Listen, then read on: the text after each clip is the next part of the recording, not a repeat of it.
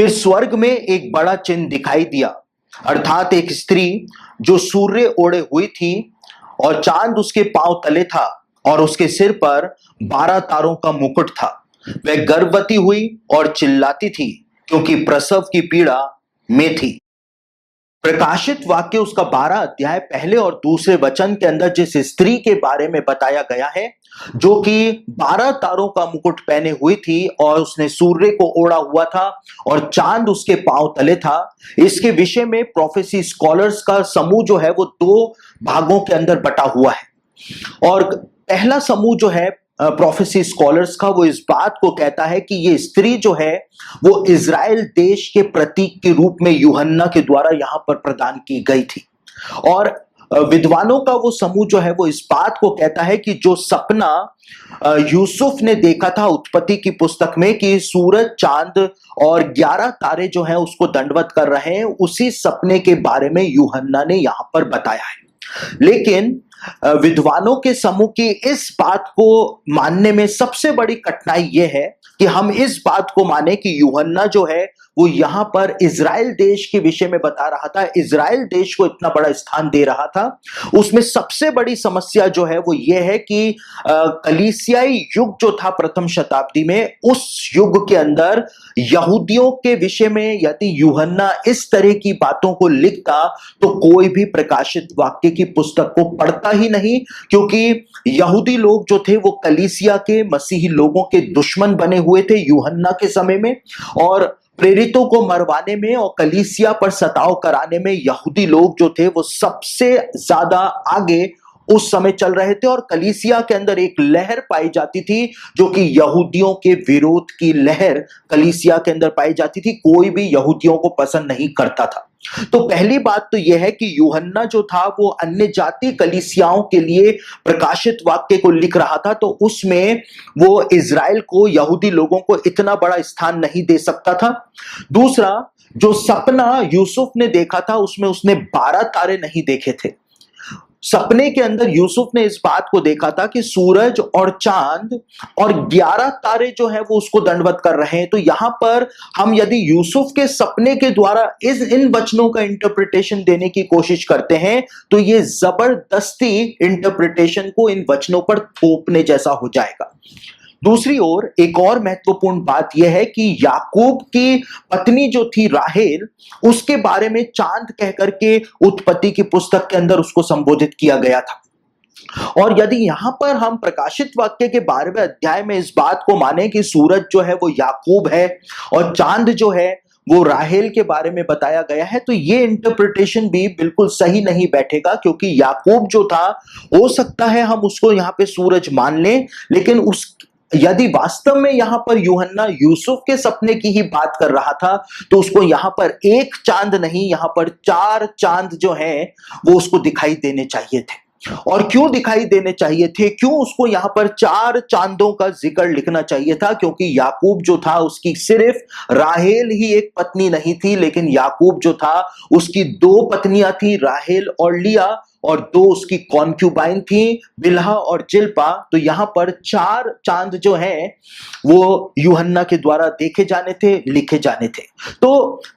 विद्वानों का जो समूह इस बात को कहता है कि यहां पर बस इज़राइल देश के बारे में ही बताया गया है, तो ये इन वचनों के ऊपर उस इंटरप्रिटेशन को थोपने जैसा हो जाएगा और हम कभी भी सत्य बात तक नहीं पहुंच पाएंगे।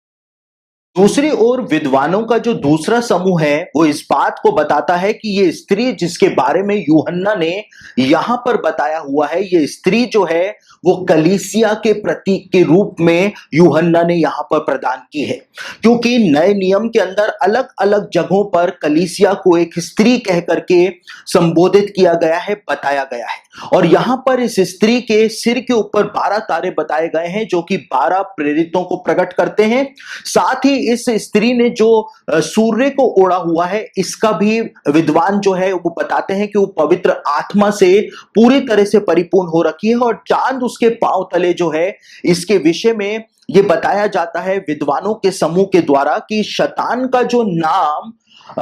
यशाया के द्वारा बताया गया है 14वें अध्याय के अंदर। वो नाम जो है, वो हिब्रू नाम जो है, उस नाम का मतलब ही होता है चांद। यानी कि कलीसिया जो है उसके बारे में यहां पर यूहन्ना ने बताया है। विद्वानों का एक समूह कहता है जिसने पवित्र आत्मा को ओढ़ा हुआ है, शैतान जो है उसके पांव तले है, और 12 तारों का मुकुट यानी कि 12 प्रेरित जो हैं उसके सिर पर मुकुट की तरह चमक रहे हैं, और वो गर्भवती है और वो प्रसव की पीड़ा में है। यानी कि विश्वासियों का पहला फल जो है, रैप्चर के विश्वासी जो है उनको उत्पन्न करने वो जा रही है। कलीसिया के बारे में यहां पर बताया हुआ है। और विद्वानों के दूसरे समूह की ये व्याख्या जो है वो हमको सही प्रतीत होती हुई भी दिखाई देती है, क्योंकि वास्तव में ही नए नियम के अंदर कलीसिया को एक स्त्री के रूप में चित्रित किया गया है, यीशु की दुल्हन के रूप में चित्रित किया गया है, और यीशु अपनी दुल्हन को ही वापस लेने के लिए आ रहा है। दूसरी ओर यूहन्ना जो था वो अन्य जाति कलीसियाओं के विषय में प्रकाशित वाक्य को लिख रहा था, अन्य जाति विश्वासियों के लिए प्रकाशित वाक्य को लिख रहा था। तो हो नहीं सकता है कि वो इज़राइल के बारे में यहां पर बता रहा हो, वो विश्व कलीसिया के बारे में ही यहां पर बता रहा था, और इस बात को बता रहा था कि अंत के दिनों में जो विश्व कलीसिया होगी, वो स्त्री जो होगी, यीशु की दुल्हन जो होगी, वो विश्वासियों के पहले फल को उत्पन्न करेगी, जिनको बादलों पर उठा करके परमेश्वर के सिंहासन के सामने पहुंचा दिया जाएगा। दूसरी ओर विद्वानों का एक और समूह है जो इस बात को कहता है, जो कि रोमन कैथोलिक स्कॉलर्स हैं, वो इस बात को कहते हैं कि यहां पर ये स्त्री जो है वो मां मरियम के प्रतीक के रूप में प्रदान की गई है, कि किस प्रकार से मां मरियम जो थी वो एक गर्भवती स्त्री थी और कुंवारी स्त्री थी, और उसने यीशु को जन्म दिया। और जब उसने यीशु को जन्म दिया तो कैसे शैतान जो था वो मरियम का और यीशु का विरोध करने के लिए खड़ा हुआ था, यीशु को वो मार डालना चाहता था, क्योंकि राजा हेरोदेस के द्वारा उसने यह आदेश जो था वो जारी करवा दिया था कि सारे छोटे बच्चों को मार डाला जाए। और कैसे मरियम और यूसुफ यीशु को लेकर के मिस्र देश में भागे थे, उस सारी बातों को यहां पर बताया गया है। देखिए, हो सकता है कि यहां पर इन बातों को बताया गया हो, लेकिन हम पूरी पक्की तौर से नहीं कह सकते हैं कि यूहन्ना जो है वो मरियम और यीशु मसीह के बारे में ही यहां पर बता रहा था, क्योंकि आगे की भविष्यवाणियां जब हम देखते हैं तो वो भविष्यवाणियां आज तक पूरी नहीं हुई हैं। तो हम ये नहीं कह सकते हैं कि यूहन्ना प्रकाशित वाक्य में यीशु के जन्म के विषय में भविष्यवाणी कर रहा था, क्योंकि यीशु के जन्म के विषय में भविष्यवाणी करने का कोई मतलब ही प्रकाशित वाक्य में नहीं था, क्योंकि यीशु का जन्म हो चुका था, यीशु अपना बलिदान दे चुका था, यीशु स्वर्ग जा चुका था, और यीशु के स्वर्ग से आने की प्रतीक्षा कलीसिया कर रही थी। तो यीशु जो है उसका जन्म कैसे होगा, उस समय क्या होगा, ये सब बातें जो थी वो लोग पहले से ही जानते थे। तो यहां पर यीशु के जन्म की भविष्यवाणी देने का सवाल ही उत्पन्न नहीं होता है। लेकिन यूहन्ना जो था वो यीशु के जन्म की जो घटनाएं हैं उनको भविष्यवाणी के एक पैटर्न के तौर पर जरूर से इस्तेमाल यहां पर कर रहा था। और यूहन्ना को प्रकाशित वाक्य में यह बात बोली गई थी, यीशु ने इस बात को कहा था। प्रकाशित वाक्य का जो फॉर्मेट यीशु ने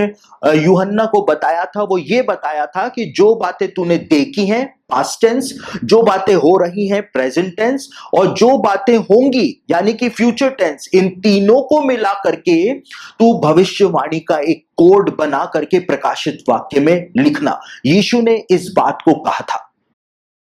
और यहां पर हम देखते हैं कि जब यूहन्ना ने इन सब बातों को लिखा तो शायद वो यीशु के जन्म के समय हुई जो घटनाएं थी उनको भविष्यवाणियों का एक पैटर्न बना रहा था। और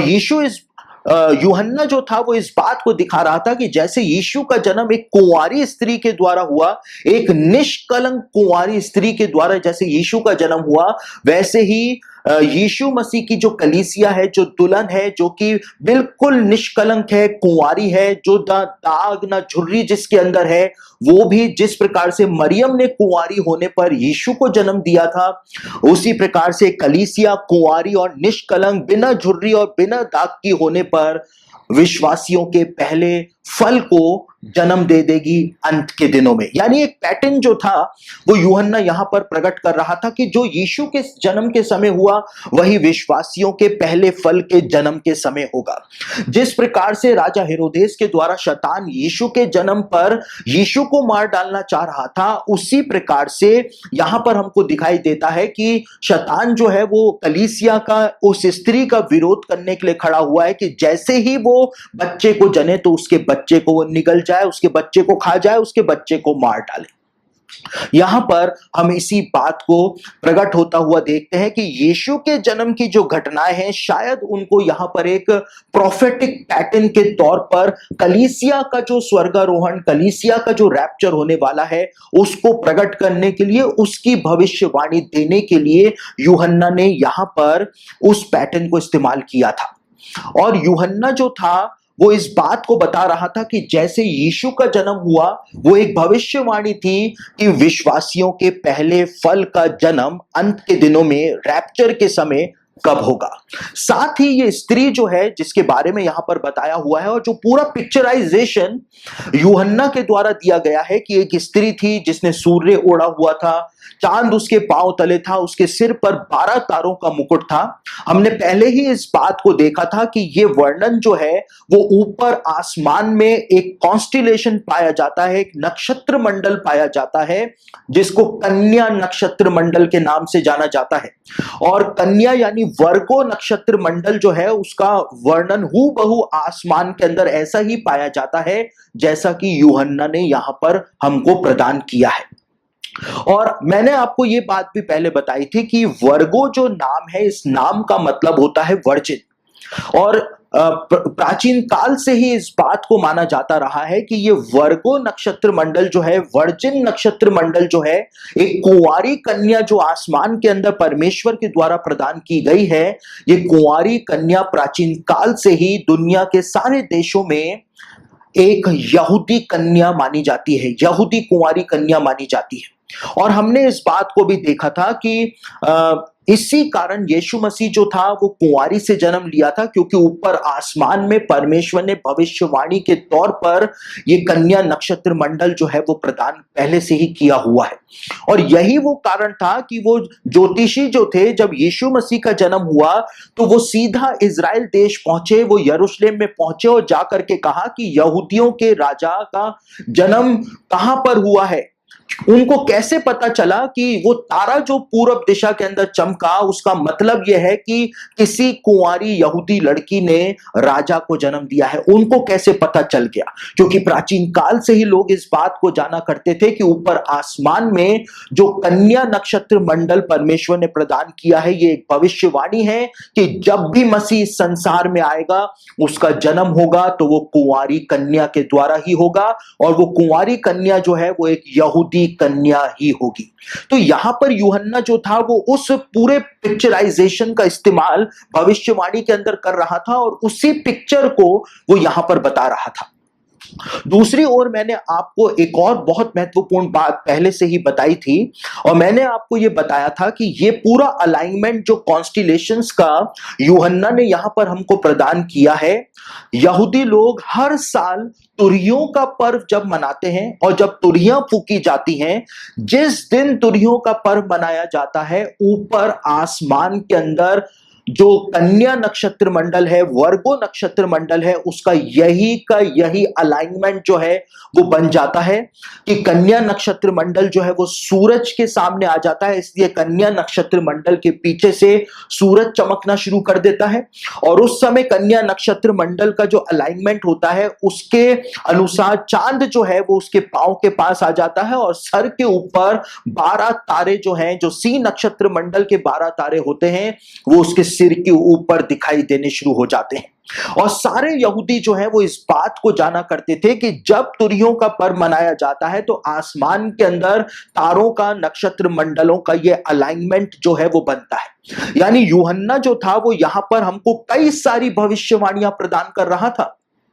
यूहन्ना हमको यहाँ पर कलीसिया के बारे में बता रहा था, विश्वासियों के पहले फल के बारे में बता रहा था, रैप्चर का संकेत दे रहा था। वो यीशु के जन्म की घटनाओं से कलीसिया के पहले फलों के जन्म के और उनके रैप्चर के घटना का जो है वो तुलना कर रहा था, उसका पैटर्न प्रस्तुत कर रहा था। साथ ही साथ यूहन्ना यहां पर हमको रैप्चर का, स्वर्गारोहण का टाइमिंग भी बता रहा था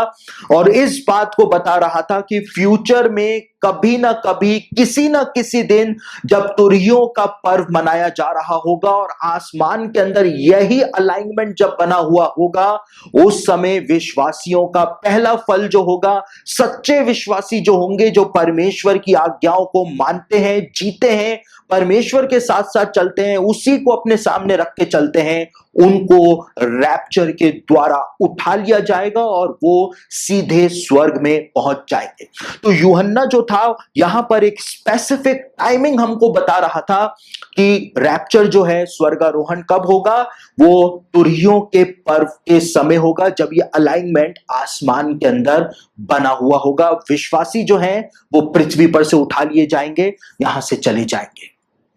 आगे यूहन्ना प्रकाशित वाक्य के 12वें अध्याय के अंदर कहता है, एक और चिन्ह स्वर्ग में दिखाई दिया और देखो एक बड़ा लाल अजगर था जिसके 7 सिर और 10 सींग थे और उसके सिरों पर 7 राजमुकुट थे। उसकी पूंछ ने आकाश के तारों की 1/3 को खींचकर पृथ्वी पर डाल दिया। वह अजगर उस स्त्री के सामने जो जच्चा थी खड़ा हुआ कि जब वह बच्चा जने तो उस बच्चे को निगल जाए। वह बेटा जनी जो लोहे का दंड लिए हुए सब जातियों पर राज्य करने पर था और वह बच्चा एकाएक परमेश्वर के पास और उसके सिंहासन के पास उठाकर पहुंचा दिया गया। और वह स्त्री उस जंगल को भाग गई जहां परमेश्वर की ओर से उसके लिए एक जगह तैयार की गई थी कि वहां वह 1260 दिन तक पाली जाए। प्रकाशित वाक्य के इन वचनों के अंदर यूहन्ना एक बार फिर से एक ऐसी पिक्चर को इस्तेमाल करता है जो ऊपर आसमान के अंदर पाई जाती है और यूहन्ना इस बात को बताता है कि स्वर्ग में एक और चिन्ह जो है वो दिखाई दिया, आसमान के अंदर एक और चिन्ह दिखाई दिया। और यूहन्ना क्यों हमारा ध्यान आसमान की ओर लगवा रहा था? हमने पहले ही इस बात को समझा था कि ऊपर आसमान के अंदर 2 नक्षत्र मंडल पाए जाते हैं जो कि हूबहू उनकी तस्वीर जो है, उनकी आकृति जो है वो वही है जो यूहन्ना ने यहां पर बताई है। और हमने इस बात को देखा था कि ऊपर आसमान के अंदर एक नक्षत्र मंडल पाया जाता है जिसको ड्रैको के नाम से जाना जाता है और यूहन्ना ने यहां पर एक बड़ा लाल अजगर शब्द का इस्तेमाल जो किया है, अंग्रेजी भाषा के अंदर वहां पर रेड ड्रैगन शब्द का इस्तेमाल किया गया है और ये ड्रैगन जो शब्द है ये ड्रैको शब्द से ही बना हुआ है। और ऊपर आसमान के अंदर एक नक्षत्र मंडल पाया जाता है जिसको ड्रैको नक्षत्र मंडल के नाम से जाना जाता है और ये ड्रैको नक्षत्र मंडल जो होता है, इसकी पूंछ के अंदर उस पूरे क्षेत्र के 1/3 तारे जो हैं वो आते हैं, जैसा कि यूहन्ना ने यहां पर हमको बताया है। दूसरी ओर एक और नक्षत्र मंडल आसमान के अंदर परमेश्वर ने प्रदान किया है जिसकी आकृति भी एक बड़े अजगर के समान बनती है और उसको हाइड्रा कहा जाता है और इस हाइड्रा की पूंछ में भी 1/3 तारे जो हैं वो सम्मिलित रहते हैं और इसके कई सारे सिर जो हैं वो माने जाते हैं और इसी हाइड्रा को प्राचीन काल के लोग जो हैं वो हवा का सांप भी कहा करते थे, यानी कि वही सांप जिसने अदन की वाटिका में हवा को बहकाया था। तो इस प्रकार से हम देखते हैं कि यूहन्ना जो था वो ऊपर आसमान की जो इमेजरी है उसका इस्तेमाल यहां पर कर रहा था और इस बात को यूहन्ना ने बताया है कि ये बड़ा लाल अजगर जो है वो वही पुराना सांप है जो इब्लिस और शैतान कहलाता है। यानी शैतान के बारे में यूहन्ना जो था वो यहां पर बता रहा था कि किस प्रकार से वो उस स्त्री का विरोध करने के लिए उसके सामने खड़ा हो जाएगा, कलीसिया का विरोध करने के लिए उसके सामने खड़ा हो जाएगा। और यूहन्ना ने यहां पर इस बात को बताया है कि उस अजगर की पूंछ में 1/3 तारे थे और उनको खींच करके उसने पृथ्वी के ऊपर डाल दिया। यहां पर शैतान का जो विद्रोह परमेश्वर के खिलाफ किया गया था, उसकी झलक प्रदान की गई है और उस अजगर की पहचान बताई गई है कि ये वही अजगर है, ये वही शैतान है जिसने परमेश्वर के खिलाफ विद्रोह किया था और स्वर्गदूतों को परमेश्वर के खिलाफ बहकाया था, बरगलाया था और परमेश्वर के विरोध में उन स्वर्गदूतों को भी ये ले गया था। दूसरी ओर यूहन्ना यहां पर कहता है कि ये बड़ा लाल अजगर जो था, ड्रैको जो था, वो उस स्त्री का विरोध करने के लिए उसके सामने खड़ा हुआ था ताकि जब वो बच्चा जने तो उसके बच्चे को वो निगल जाए। यहां पर यूहन्ना ने एक संकेत अंत के दिनों का प्रदान किया है कि शैतान जो है उसको ये समझ में आना शुरू हो जाएगा कि रैप्चर का समय जो है वो निकट आ रहा है और जो पहले फल के विश्वासी होंगे वो बहुत जल्द जो है वो सामने आने वाले हैं। इसलिए उनको नष्ट करने के लिए, उनको मारने के लिए शैतान जो है वो कलीसिया के विरोध करने के लिए खड़ा हो जाएगा, उस पर सताव करने के लिए खड़ा हो जाएगा।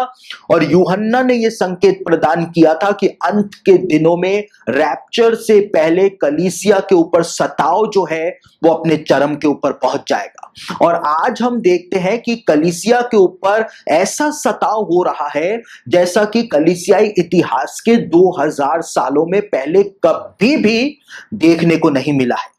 कलीसिया के ऊपर इतिहास में भी सताव हुआ है, बहुत सताव हुआ है, लेकिन कलीसिया के ऊपर जब भी सताव हुआ तो एक देश में हुआ, एक साम्राज्य में हुआ, एक क्षेत्र में हुआ। लेकिन आज पहली बार कलीसिया जो है वो एक ऐसे सताव का सामना कर रही है जो पहले कभी भी कलीसिया ने उस प्रकार के सताव का सामना नहीं किया है, क्योंकि आज पूरी दुनिया में एक साथ एक ही समय में कलीसिया के ऊपर सताव हो रहा है। और ये सताव जो है वो इस बात की गवाही दे रहा है कि शैतान बौखला रहा है, क्योंकि उसको समझ में आ रहा है कि रैप्चर का समय निकट आ रहा है। और रैप्चर का समय निकट आ रहा है यानी शैतान को स्वर्ग से पृथ्वी पर फेंक देने का समय जो है वो भी निकट आ रहा है। इसी कारण वो विश्वासियों के ऊपर सताव करवा रहा है, उनको मरवाने की कोशिश कर रहा है ताकि परमेश्वर का डिवाइन प्लान जो है वो फेल हो जाए। लेकिन परमेश्वर का डिवाइन प्लान कभी भी फेल नहीं हो सकता है।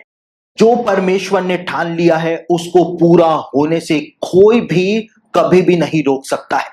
और यहां पर यूहन्ना ने एक और बात बताई है कि वो स्त्री जो थी, गर्भवती स्त्री जो थी, वो कलीसिया जो कि यूनिवर्सल चर्च है, जब वो विश्वासियों के पहले फल को उत्पन्न कर देगी तो उसको एक बेटा कहा गया है। और वो लोहे का राजदंड अपने हाथ में ले करके वहां पर दिखाई देता है।